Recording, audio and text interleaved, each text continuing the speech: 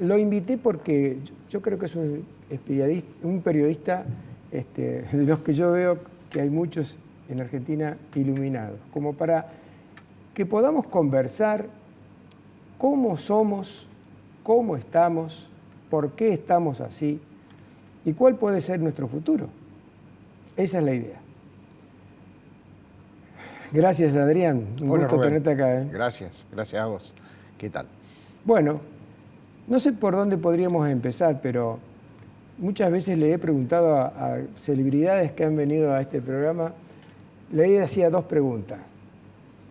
¿Cuándo se dobló la bisagra en la Argentina? Algunos me decían el 6 de septiembre de 1930, otro el 4 de junio de 1946, otro en 1943. Pero estaban ahí. Y después les preguntaba, ¿por qué los argentinos somos así? Somos como somos. Estando parados arriba de una riqueza incalculable en pampa húmeda, litio, petróleo, gas, riqueza hitícola, minerales en la cordillera, el delta más grande del mundo, más grande que el del Nilo, y tenemos esta locura de destruir permanentemente el país. ¿Y vos querés que yo te responda eso? Sí, porque vos sos un tipo, sos bueno, uno de los iluminados. No, yo no soy iluminado. Pienso que por ahí, en cuanto a cuándo, un momento me parece que puede ser el final de la presidencia de Marcelo T. de Alvear. Porque ahí, viste, los historiadores siempre dicen, bueno, las personas no importan, lo que importan son las cuestiones estructurales y los procesos, grandes procesos históricos, y otros que te dicen, no, las personas sí importan. Y en el fin de la presidencia de Alvear, a mí me parece que confluyeron dos cosas. Primero, el fin de un orden, se empezó a ver, faltaba poquito para la crisis del 30, pero se empezaba a ver el fin de un orden dominado por Inglaterra, digamos, al cual Argentina se había sumado muy bien, le había ido muy bien en ese orden como proveedor de materias primas y también como desarrollador de una incipiente industria ahí. Entonces vos ahí tenías un proceso histórico que lo ves que empieza a finalizar ese proceso. Y por otro lado también un cambio de personalidad, porque en el radicalismo se da un quiebre. Vuelve el ala, digamos, hoy diríamos, el ala populista, demagógica del radicalismo, ¿no? Irigoyen era un gran conchavador de empleados públicos, de acomodos, de todo eso. Con eso construía su poder. Y Alvear, dentro del radicalismo, era lo contrario a eso. Entonces, a mí me parece que ahí, en ese momento, creo que confluyen dos cosas importantes. Digamos. El radicalismo se vierte hacia una vertiente populista, demagógica, tradicional, histórica en la Argentina, y por otro lado ese proceso histórico. Capaz que esa sería una fecha que en una de esas es un hito y que explica en parte lo que somos. Y en cuanto a lo otro, que vos decís cómo puede ser que estemos sentados sobre esta riqueza, efectivamente, estamos sentados, pero vos sabés que la riqueza no significa nada sin los hombres que la produzcan, ¿no? Ahí tenés todos los Andes que están llenos de minerales valiosos, que estuvieron por una política nacionalista argentina que rigió hasta que se modificó el Código Minero en los 90, que estuvieron todos esos minerales enterrados ahí. La Argentina no tuvo, digamos, querías que fuera todo estatal, la Argentina no tenía ni el capital, porque el Estado jamás tiene el capital, el Estado argentino es un dilapidador de capitales, así que nunca pudieron intervenir las presuntas empresas estatales argentinas en explotar ese mineral, tampoco desarrolló las tecnologías, todas las tecnologías que hoy se usan para explotar la minería en los Andes, son todas tecnologías desarrolladas por otros países, por otras empresas privadas que sí se desarrollaron en otros países que no impidieron el desarrollo de empresas privadas. Australia, Sudáfrica, Canadá, te cito Brasil, te cito los principales países mineros del mundo, ¿no? Además de Estados Unidos y Rusia, por supuesto. Entonces, esa riqueza no es nada, digamos. Son recursos que están ahí, pero que si nosotros no nos movemos para explotarlo, son nada, no son riqueza. Es como el petróleo que está enterrado y hasta que vos no lo sacás y no tenés la viabilidad económica para sacarlo, no, ni siquiera lo podés contar como reservas, digamos, ¿no? Si no es sacable. O la riqueza hitícola del mar argentino, donde La Argentina ha vivido toda su vida de espaldas a ese mar. Bueno, esa es otra pampa que tenemos ahí, pero que jamás nos hemos ocupado en desarrollarla. Bueno, también ahí, porque queremos tener, durante muchas décadas quisimos tener barcos propios, astilleros propios, solamente nosotros, ahí tenés todo plagado de chinos, japoneses, coreanos que pescan, se llevan todo porque es todo de la boca para afuera lo nuestro. No hacemos lo que hay que hacer. 1928, es decir, el final de la presidencia de Alvear. No me puedo acordar el apellido del vicepresidente que fue un ejemplo, el que vendía anilinas para pagarse el sueldo porque no quiso cobrar nunca el sueldo. No me puedo acordar, que fue un ejemplo realmente de lo que es ser un patriota, de no caer en la corrupción de ninguna manera, no afectado por el poder. Una maravilla. Lo tengo en la punta de la nariz. Yo también. Elpidio Torres. Elpidio se llamaba. Elpidio, pero no Torres. Elpidio Torres era el sindicalista. Elpidio López o bueno, no importa. Ya va a aparecer. Ese hombre fue un ejemplo que es bien contrastable con lo que está ocurriendo ahora en el país, donde se ha robado descaradamente. Sí, ¿no? pero tampoco es una cuestión meramente de honestidad solamente, ¿no, Rubén? ¿Por qué? Y porque Argentina necesita, para desarrollar un proceso político contundente, necesitas no solamente honestidad, necesitas capacidad, necesitas conocimiento, necesitas sagacidad, necesitas tipos que sepan construir poder político a lo Maquiavelo, digamos, como el príncipe, y que lo usen con fines positivos para esta nación, para esta sociedad, ¿no? Lo que pasa es que esos tipos hábiles, no solamente tipos honestos que tienen ahí, sean muy buenos, pero... Lo que pasa es que ahora, Adrián, está generalizado demasiado. Cuando vos en un país tenés políticos corruptos, sindicalistas fascistas, como los que tenemos acá, jueces y fiscales venales totalmente, empresarios prebendarios, no todos, por supuesto, de lo que acabo de nombrar, pero una gran parte. Entonces el país entra en un estado de descomposición como el que tenemos ahora y es muy difícil, no es fácil. Y además, como yo te comentaba antes, cuando una gran mayoría de la población es analfabeta funcional, no tiene idea de dónde están parados, no están informados, no tienen nada adentro, están hablando con 200 palabras. Todo eso, curarlo, sanarlo, recuperarlo y ponerlo en marcha para ser productivo, no lleva 2 días, llevan décadas. Que eso es el problema que tenemos hoy los argentinos. Las décadas que tenemos por delante, suponiendo que esta gente se vaya, que se vayan todos, como decíamos en el 2001, ¿te acordás? Bueno, que se vayan definitivamente y que pueda venir gente en reemplazo que entienda algo, porque lamentablemente los que estuvieron de reemplazo, flaco favor le hicieron al liberalismo.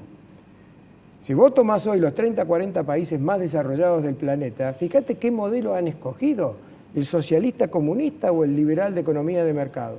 Sí, está clarísimo. Han elegido el capitalismo democrático o el capitalismo autocrático. Claro. Son las dos maneras que funcionan, ¿no? Bueno. Y eso está claro. Vos fíjate, cuando vos le decís, ¿qué es lo más importante que tiene un país? La educación, te dicen. Seguimos con la 1420 de Sarmiento todavía. Vos fíjate cuánto se ha invertido en los últimos 50, 80 años en educación en la Argentina. ¿Cuántas estrategias?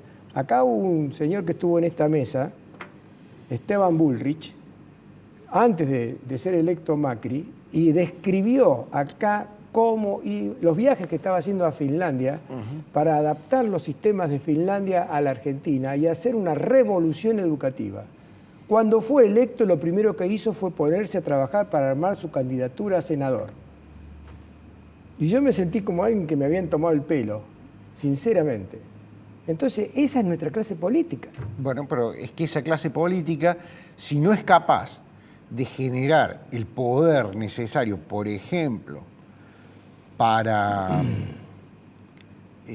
terminar con el proceso de ceterización de la educación, que es haberle dado todo el control y el manejo de la educación a los sindicatos docentes en los hechos, es ceder, la sociedad ha cedido el manejo y la política educativa, se lo ha regalado a los gremios. Entonces, va a haber que juntar, vamos a tener que conseguir mujeres y hombres que desarrollen capaces de acumular un poder político enorme para terminar con eso, ¿no?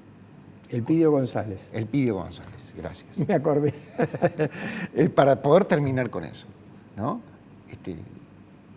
Eso hay que lograrlo. Sin eso, en cambio, vos en cada área, así como decía en la educación, vas a tener corporaciones que dominan y controlan y que crecieron al amparo de esa Argentina corporativa, cerrada, anticompetitiva, donde todo el mundo se repartió las quintitas de poder sin tocarse uno con los otros. Y que no funciona, evidentemente no funciona. Pero hay que romperlo eso. Ahora vos fíjate, ahí me avisa que me quedan 2 minutos para terminar el bloque, ¿no? Que Hobbes, en el Levatián, dice que el hombre es un ser autointeresado egoísta. Y yo creo que tiene mucha razón. Eso no somos angelitos de Dios que estamos volando por el cielo. Somos seres autointeresados egoístas. Ni siquiera pretendiendo defender sus propios derechos como políticos, como empresarios, como lo que sea, han pensado en serio para la Argentina, porque es mucho mejor ser empresario en un país desarrollado, que tenga mucha exportación, que gane muchas divisas y que tengamos un gran mercado, y no estar hoy vendiéndole a los pobres, que cada vez compran menos. Entonces, los empresarios tienen que empezar a tomar nota de esta situación. No sé qué opinas vos al respecto. Y bueno, pero el problema es que justamente hay una gran parte de las empresas, de las industrias argentinas y demás, solo pueden funcionar en un mercado, cerrado. Eso es real. Sí, sí. Donde abrís las barreras y generar la competencia, se produce un desastre total. Claro, se produciría un desastre total. Hoy, por ejemplo, si de pronto vos terminaras con el Mercosur y dijeras, bueno, listo, compramos los autos que querramos en cualquier lugar del mundo, al mejor postor, como se hace en Chile, perderías por completo toda la industria automotriz argentina. Por ahí te quedarían en algunas de las, a esta altura muchas lo intentan, pero quedarían en una de esas, 1 o 2 que han adoptado una estructura, una estrategia inteligente de producir pickups, porque este es un país que siempre va a consumir más pickups per cápita que el resto del mundo, puede exportarlo a países vecinos que también van a ser más demandantes de pick-up por el tipo de economía que tienen y que entonces podría adquirir cierta escala y exportar algunos vehículos. Y te va a quedar solamente eso, con suerte, si logramos superar la revolución de los coches eléctricos, entonces con mucha suerte te va a quedar solamente eso. Entonces, difícilmente vayas a encontrar un sector industrial que no necesite de la protección. Y encima, como la Argentina no ha pensado estratégicamente y se ha dedicado a querer hacer de todo y todo mal, ha protegido a todo. Todo lo que hay existe, casi todo lo que hay existe porque está protegido. Y lo has tenido que proteger quitándole recursos a los que no necesitarías proteger. Pero al quitarles los recursos a esos sectores que son los competitivos, le has impedido que se desarrollen, porque les ha quitado el capital necesario para reinvertir, porque esos recursos dijiste, no, yo quiero sí o sí fabricar autos en la Argentina. Fabricar aviones, la Argentina quería fabricar aviones. Quería fabricar aviones de guerra encima. ¿A quién le iba a vender Argentina aviones de guerra? ¿Vos sabés una cosa? No, es un absurdo de la locura militarista de este país durante 50 años. Pero más, 70 años. Más. Cuando acá la fábrica militar de aviones, dicho sea de paso, fue fundada por Alvear en el año. Sí.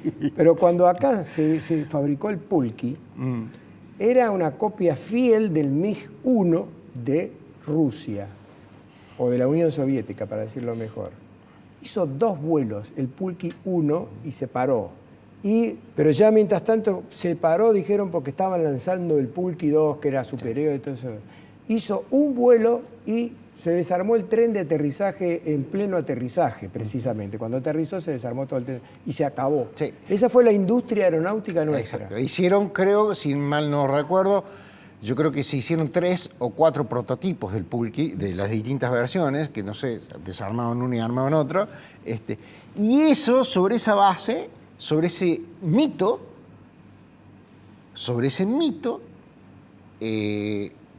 nosotros hemos financiado 60 años de una fábrica gigantesca de aviones de la que hace muchas décadas que no sale un solo avión. Así es. Bueno, entonces ahí tenés, ¿no? Es una locura completa. Total. Digamos, Bueno, Corea del Sur no fabrica aviones de guerra, y no pasa nada, digamos. Australia no fabrica aviones de guerra, no los fabrica Sudáfrica, no los fabrica Nueva Zelanda, no los fabrica. Ahí me están haciendo señas que si no paramos, nos cortan la luz. Ok, bueno, listo. Gracias por haber venido al programa. Gracias a vos. Un gusto tenerte acá y Gusto será a mí. hasta el próximo encuentro. Dale.